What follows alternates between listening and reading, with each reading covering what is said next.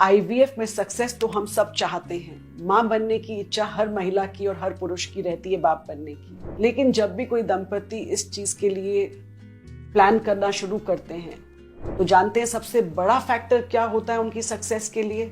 As, उम्र उस महिला की कितनी है और वो किस एज पे मां बनना चाहती हैं और किस एज पे वो रेडी हुई है मां बनने के लिए। तो ये एज इतनी इंपॉर्टेंट क्यों है हमारे लिए, इसके बारे में आज मैं आपको जानकारी दूंगी इस वीडियो के माध्यम से। मैं doctor Jyoti Bali, director baby soon fertility and IVF centre, central Delhi में करोल बाग और साउथ दिल्ली में ईस्ट ऑफ कैलाश में कार्यरत हूँ।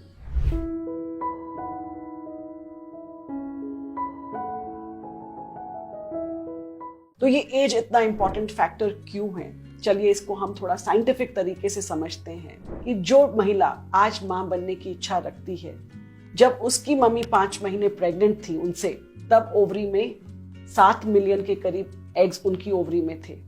जब तक वो 4 महीने बाद वो पूरी हुई प्रेगनेंसी उनकी माँ की और वो पैदा हुई, तब वो पैदा होती है 1 से 2 मिलियन अंडे लेकर। और जब तक वो प्यूबर्टी यानी 12-13 साल की एज तक पहुंचती हैं तो ये अंडे कहाँ 1-2 मिलियन से सीधा आ जाते हैं 3 लाख तक। और उसके बाद और जैसे आगे एज बढ़ती है तो ये बाय एक्सपोनेंशियल कम होते चले जाते हैं। तो इन अंडों की रफ्तार कम होने की बहुत ज्यादा होती है कुदरती तौर पे। तो हमारे पास प्रजनन को करने के लिए, अपनी संतान पैदा करने के लिए बहुत लिमिटेड ईयर्स होते हैं। सबसे बेस्ट टाइम होता है 20 साल से लेके 30 साल तक की उम्र। पहले के जमाने में जल्दी शादी होती थी, 30 साल तक फैमिली कंप्लीट भी हो जाती थी। आजकल हम देखते हैं कि लड़कियों को पढ़ाई पूरी करनी है, करियर सेट करना है, मिस्टर राइट भी मिलना चाहिए। तो उम्र में देखती हूँ 30 साल तक तो लोगों की शादियां हो रही होती हैं, और वो भी बहुत सबकी नहीं। तो लेट मैरिज का प्रचलन आ गया है। तो इसमें हमें क्या करना चाहिए? इसमें हमें ऐसा नहीं कि अपने सपनों को रोक दीजिए। करियर भी जरूरी है, पढ़ाई भी जरूरी है, मिस्टर राइट का मिलना भी जरूरी है। आप अपने अंडों को फ्रीज कर दीजिए, क्योंकि जब आप रेडी होंगे तब ये देर हो चुकी होगी। तो आपके यही अंडे जो आपने 30 साल से पहले फ्रीज किए थे, इनकी क्वालिटी बहुत अच्छी रहेगी और आप पेरेंटिंग का सपना पूरा कर सकते हैं 35 की उम्र पे भी, 37 की उम्र पे भी। आपको कभी रिग्रेट नहीं होगा। अगर हम जल्दी शादी नहीं कर सकते हैं तो ये एग फ्रीजिंग एक वरदान की तरह है। बहुत सी लड़कियों के लिए 20 से 30 के बीच में पॉसिबल नहीं होता है कि शादी भी कर लें और 2 बच्चे भी पैदा कर लें, फैमिली स्टार्ट भी करें और कंप्लीट भी करें। आफ्टर ऑल ये 10 इयर्स बहुत इंपॉर्टेंट हैं। तो इसका सोल्यूशन मैंने आपको दे दिया है कि आप अपने अंडों को फ्रीज कर सकते हैं। अब होता क्या है आईवीएफ में? जब कोई महिला ने शादी की 28 साल पे, 30 साल तक वो रेडी हुई माँ बनने के लिए, और जब वो आती हैं और मान लीजिए उनका AMH कम है, तो उन्हें थोड़ा सा जल्दी करना पड़ता है अपना ट्राई करने के लिए भी। और अगर अपने नेचुरल तरीके से ट्राई करके नहीं हुआ तो ट्रीटमेंट लेना पड़ता है आईवीएफ का। अब आईवीएफ की सक्सेस भी 100% कहीं पर भी नहीं है, 50 to 60% पर एम्ब्रियो ट्रांसफर है। तो सबसे बड़ा डिटर्मिनिंग फैक्टर जो निकल के आता है सामने, वो होता है एज।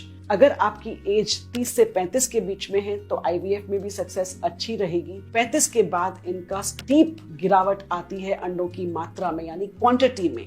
मैं क्वालिटी की तो बात ही नहीं कर रही हूँ यहाँ पे, क्वालिटी तो हम बाद में डिस्कस करेंगे। तो क्वांटिटी कम होती है और धीरे धीरे क्वांटिटी के साथ साथ क्वालिटी भी कम हो जाती है। तो आईवीएफ सक्सेस भी इतनी आसान नहीं रह जाती है। तो इसका तात्पर्य क्या है कि या तो आप अपने अंडे टाइम से पहले फ्रीज कर लीजिए 30s में, 35 तक तो आप डेफिनेटली प्लान करेंगे कि आप अपनी फैमिली स्टार्ट और कंप्लीट करने का सोचें। तो ये एज जो है AMH के साथ साथ बहुत जरूरी फैक्टर है। मान लीजिए आपकी एज 30 है और फिर AMH कम है, और एक दूसरी महिला की एज 35 है और AMH कम है, तो चांसेस जिसकी उम्र 30 है उसके चांसेस डेफिनेटली बेटर होंगे ट्रीटमेंट के साथ भी। तो ये अगर आप याद रखेंगे तो आपको ये जानकारी फायदेमंद रही होगी, आई होप। अगर और कोई सवाल है आपको AMH, एज और IVF को लेकर, आप कमेंट बॉक्स में अपने सवाल लिख सकते हैं। मैं कोशिश करके सारे जवाब देने की कोशिश करूंगी। सब्सक्राइब कीजिए इस चैनल को, संपर्क कीजिए हमसे, और जानकारी के लिए बने रहिए इस चैनल पे। Baby soon fertility and IVF centre, central Delhi में करोल बाग और साउथ दिल्ली में ईस्ट ऑफ कैलाश। नमस्कार।